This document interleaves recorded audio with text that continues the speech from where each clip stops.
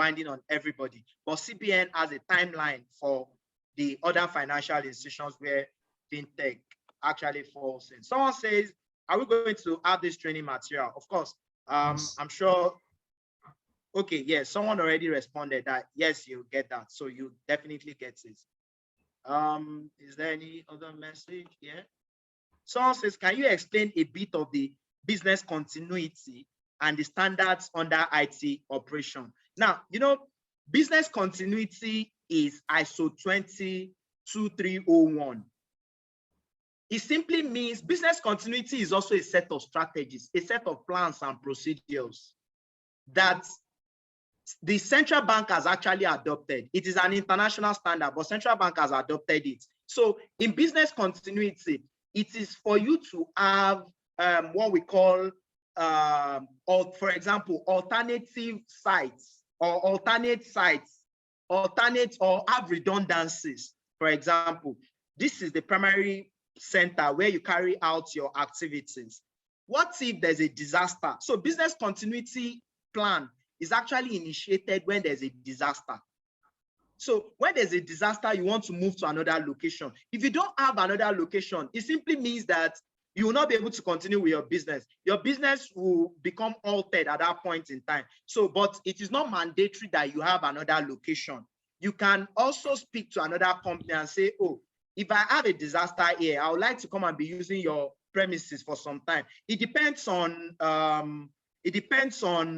the amount of money you have. It depends on the risk you are ready to bear and all of that. So that's what the business then it also states that you should have what's it called? You should have redundancies for your servers. You have a server, you should have another server of equal capacities that you can actually fail over when there is an issue. Mr. Ayakunle. Yes. Please, thank you. Sorry for cutting you. I just because of our time, because I know you can go on and on and on and on to handle the questions. But I think after now we'll gather the questions, then direct them to you so that you can just put them in writing. Then we'll share it with all the participants. Okay. All right. Sorry, we're trying to make sure we meet up with the time. Thank you so much for this wonderful presentation. Honestly, I'm getting value, and also I know that other participants are getting value from this webinar. Thank you, Stu. Thank you. We appreciate. So let's continue with the presentation.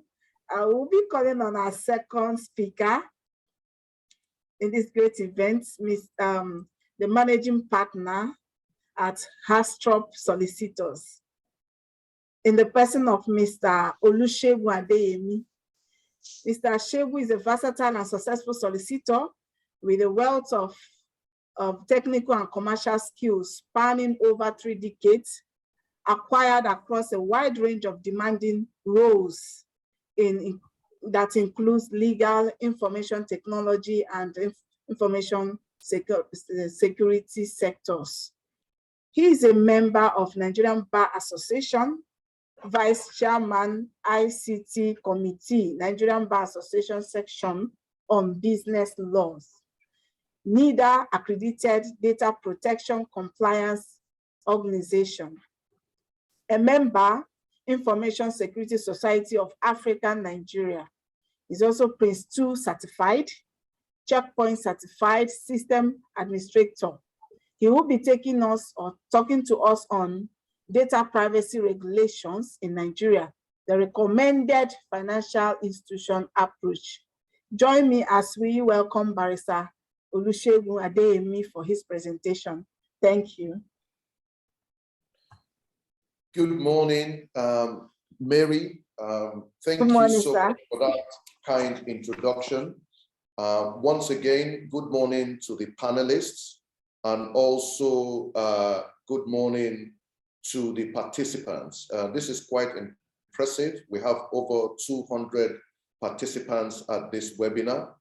I would like to use this opportunity to thank the management of First Central Credit Bureau for giving us the opportunity to be able to share our thoughts and our knowledge on the issue of privacy and data protection. If we are to consider the increasing amount of personal data that is being processed in the digital economy, there is never a better time to discuss the issue of privacy. Privacy is described as the right to be left alone, the right to be an individual, and also the right to be free from any type of intervention, either government intervention or intrusion into our personal life.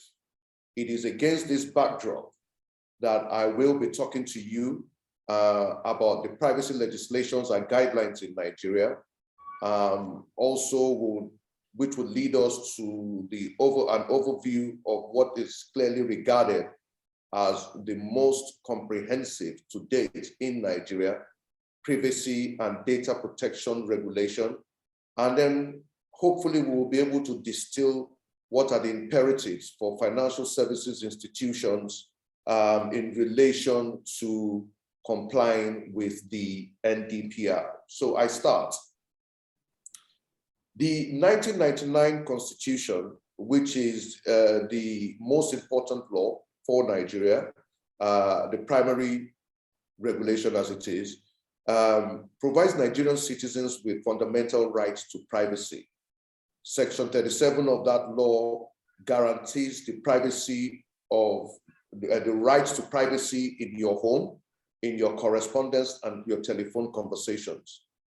Although that law, the section does not provide the scope of what that privacy is, but we will come to that later on. It is also noteworthy that although this right to privacy it is not absolute, it will always be measured against the interest of a public law and in the interest of protecting the rights and freedom of the others. Now, since the 1999 Constitution, there have been, as it relates to the financial services sector, other secondary regulations or guidelines that have focused also on privacy and also data protection. For instance, we have the Child Rights Act of 2003 that guarantees the constitutional right to privacy for children. We have the Credit Reporting Act of 2017, which also established a regulatory, legal and regulatory framework for credit reporting by credit bureaus. And it states there that the credit bureaus must respect the right to privacy, confidentiality, and of the credit and protection of the credit information which they hold on the data subjects. You have the CBN guidelines of 2003 that requires banks and other financial institutions to protect the privacy of the customer's data by ensuring that customers' personal data are used for the purpose for which they are compiled.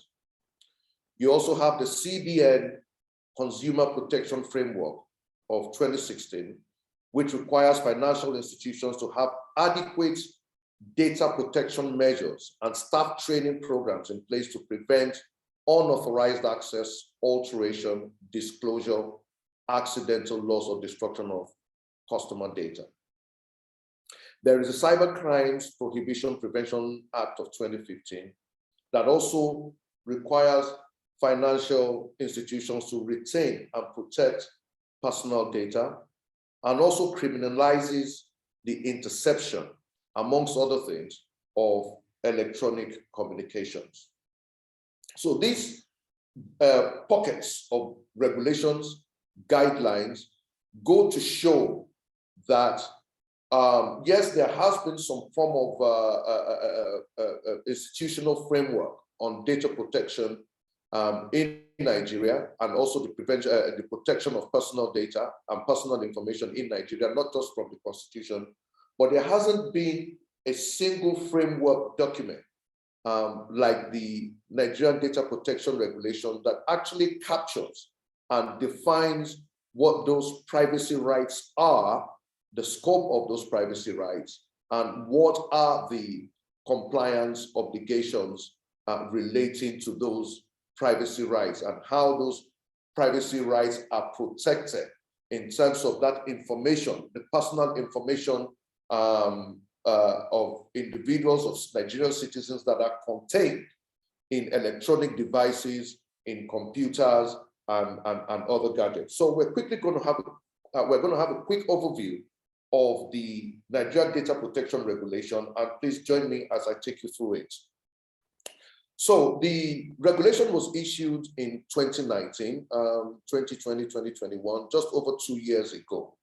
As stated in the regulation, the objectives is to safeguard, includes the safeguarding of the rights of natural persons to data privacy. So this goes and appears to complement the guarantee that is provided in the Constitution for the privacy of their citizens, their communication, and their electronic data. The NDPR goes a step further that says that if this if personal information is now contained in systems or electronic devices, this the objective of this regulation is to safeguard the rights to the data privacy. It's also intended to prevent the manipulation of personal data, foster the safe conduct of transactions involving the exchange of data. So as you can see, the regulation is focused on personal data. And what is also instructive is the fact that it relates to natural persons. The NDPR relates to personal information, not corporate data, not analytics data, not any type of commercial data, but personal information relating to living persons. So that's why it's a regulatory framework for the collection, the processing, and management of data of personal individuals, particularly Nigerians that live in Nigeria and abroad, and of foreigners that live in Nigeria. So, in terms of the scope of the regulation, it's to deal with all transactions intended for the processing of personal data.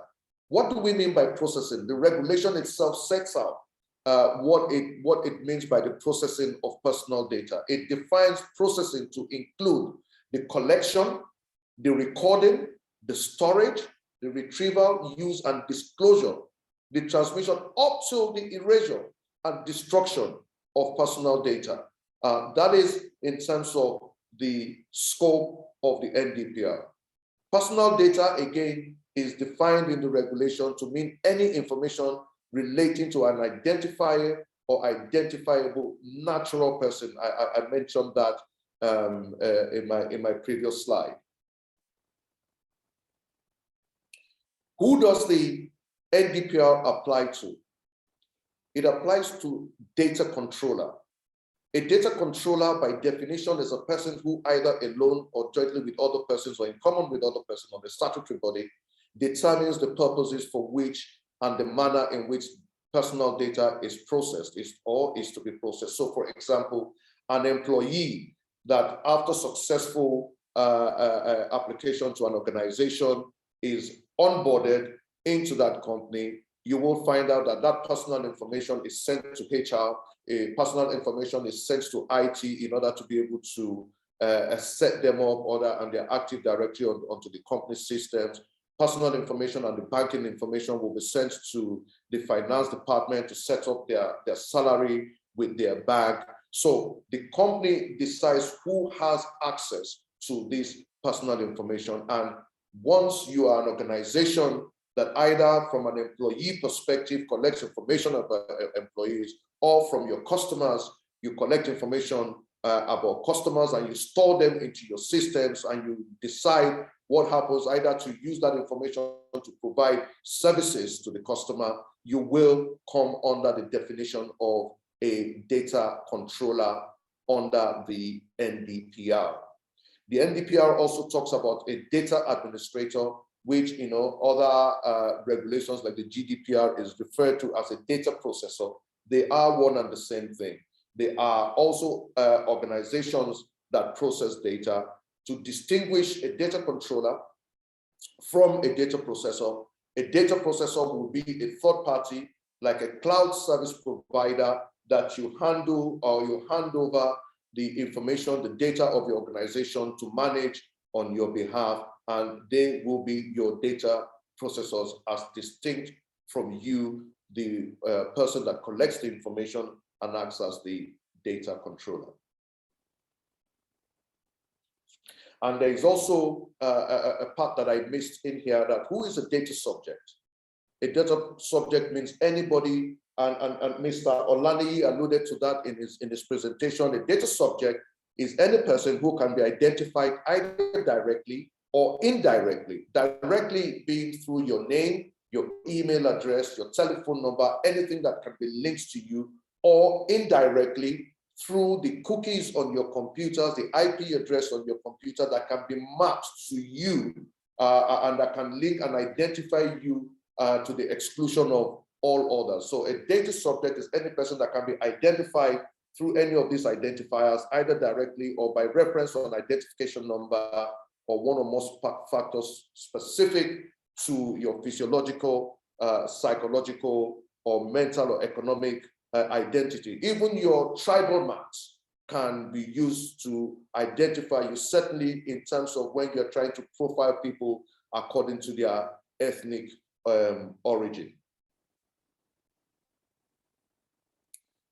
Now, one of the innovations and one of the distinguishing factors of the NDPR as against the Constitution and every other primary or secondary legislation that we have seen is that the NDPR sets out what are data privacy rights or the data what you will call the data subject rights. If you look at Article 1.7 of the 3.17, I beg your pardon, of the regulation, it states that before you can collect personal information from a data subject, you must provide them information as to the reason why you're collecting this data, giving them the opportunity to object to the processing of their personal data for marketing purposes, to access, and the data subject also has the right to access and to transfer their personal data from one data controller and move. So, for example, you move to another employer and you're telling your HR department to say, look, all my information that you have on file, you can transfer it to somebody that is nominated by me or another employer. The data subject now has the right to obtain information about them that you have on their file, either in HR or as a customer of your organization. They have the right also to request that their personal data that is kept with you should be deleted. It's called the right to be forgotten. Please note that these rights are not absolute. They are also subject to either overriding public interest or some other restrictions, which I will come to in a minute. But suffice to say that the data subject now has rights under the NDPR, which are clearly defined and also which the data subject has access to. And these rights, by the way, now form the basis for the processes, procedures that you as an organization now have to develop. And this is why I'm stating all of this here, that these are the rights that form the basis of those policies, processes, and procedures which you need to develop as an organization when you talk about complying with the NDPR. The regulation also sets out, I've got 5 minutes, the regulation also sets out the lawful grounds upon which data can be processed. One of those grounds is the consent. You must obtain the consent of the data subject. The regulation states that no data can be processed unless, one, it is with the consent of the data subject, or it is pursuant to a contract between the data subject and the data controller, or as a result of the legal obligation in which the data controller is subject to. One of those is, for example, if you deposit an amount over a particular threshold into your bank, either as a corporate or as an individual, the banks are obliged to report that information to the NFIU of the EFCC. So again, data, you can process data if it is to protect the vital interest of the data subject. For example, you see someone that has collapsed on the road, either the victim of an accident, you need to access their, empty their pockets, remove personal information in order to be able to identify them. Data can only also be processed if it is in the public interest or in the mandate that is vested in the data controller. So, for example, a tax organization or your LIRS or FIRS is requesting that you provide personal information pursuant to extant laws on tax collection. These are the only grounds upon which personal data can be processed. I'm so sorry that the time given is so short that we can't really go into detail and drill down into each of these lawful grounds for processing. As Mr. Olaniyi pointed out, the regulation established what is also called the Data Protection Compliance Organization, which is the DPCO, which has a responsibility for interfacing between the data controller and the regulator, which is NICDA. So the DPCO comes in and helps you to carry out your data audit, reports the outcome of that data audit to the regulator, helps you with the remediation process, any identified gaps, carries out the gap analysis. What are those gaps in terms of your compliance posture? Where are you in relation to the requirements of the compliance obligations of the NDPR, and what are the steps that you need to take to make sure that you comply? Also, in the event of a data breach, it is the DPCO that you would engage that will liaise between you and the regulator.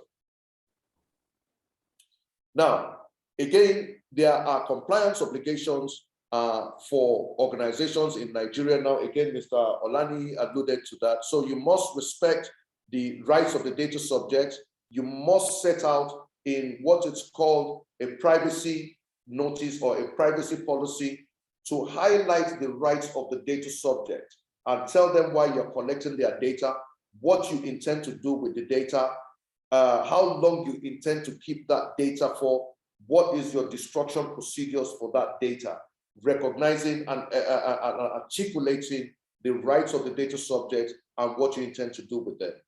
The regulation requires you within 3 months, or is it 6 months after the introduction of that regulation in 2019, you're supposed to, as an organization, carry out what is known as a privacy and a data protection audit in order to be able to identify your composure, your posture, your compliance posture. Again, consent is a necessary ingredient in processing data. The regulation also requires under Article 2.6 to ensure that you implement adequate technical and organizational measures that you put in place to protect the security, to protect that data. Also, for third-party contracts, again, with your service providers, is to make sure that you review those contracts, ensure that there are indemnity clauses in that contract that will protect you as a data controller in the event that the data that you hand over to your third-party contractors, in the event of a data breach, you will be liable as a data controller, but at least you can get some solace that you will be indemnified in the event that that data leak or that data breach occurs while the data is being handled by a third party. The regulation requires that you designate a data protection officer known as a DPO that will help you manage your data protection practice within your organization. Another compliance obligation is that any information that you present to the data subject and that you post about the the collection of the data must be transparent, must be clear, and must be unambiguous.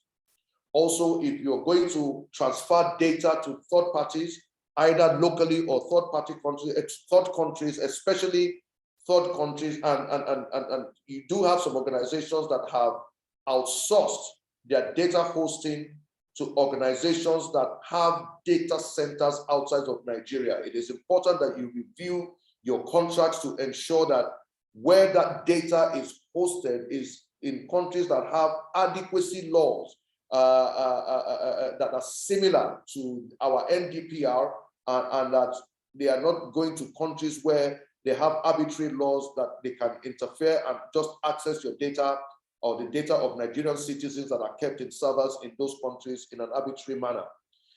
The regulation also stipulates penalties for non-compliance.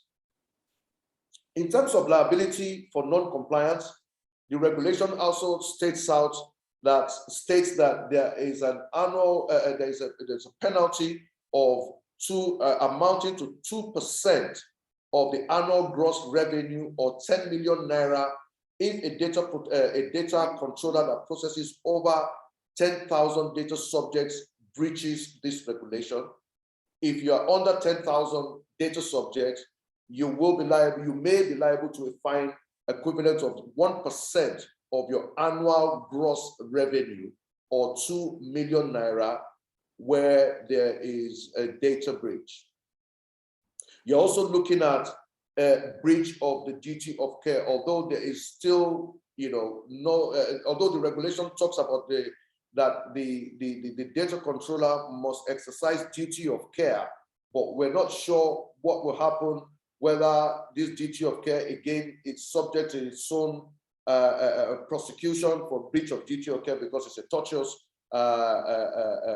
liability, or whether this breach of duty of care is what will be considered when assessing the scale of the breach. There's also civil or criminal liability in the event of a data breach. Currently, we have a case involving in the High Court in Rivers State, which has actually cemented the conviction that the NDPR, if you breach the NDPR, you are actually breaching Section 37 of the 1999 Constitution as amended. The lack of time precludes me from going into detail of this, but I can make the citation for this case available to you in the event that you want to follow up and understand how the court came to that conclusion by linking the objective, which is to safeguard the right of Nigerian citizens to the privacy of data, to the guarantee afforded by the Constitution under Section 37. Another area of liability is reputational risk. In the event of a data breach, there's the risk of data theft, there's the risk of identity theft, there's the risk of cybercrime, which no organization wants to be labeled as being weak, and it might affect revenue, it might affect even the existence of that company.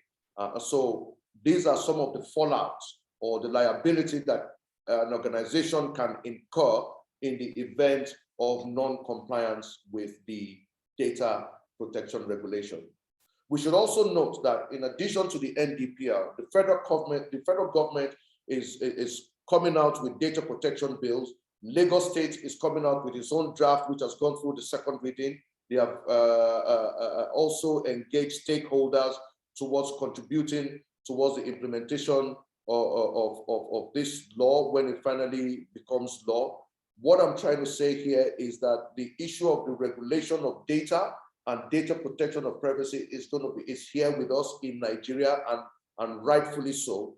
As companies and organizations, you need to understand that there's now an imperative for you to ensure that you meet with the requirements of data protection. One, engage a data protection compliance organization to help you with developing a privacy compliance framework that will stand the test of any regulation, you need to designate a data protection officer or have somebody within your compliance unit that wears that hat.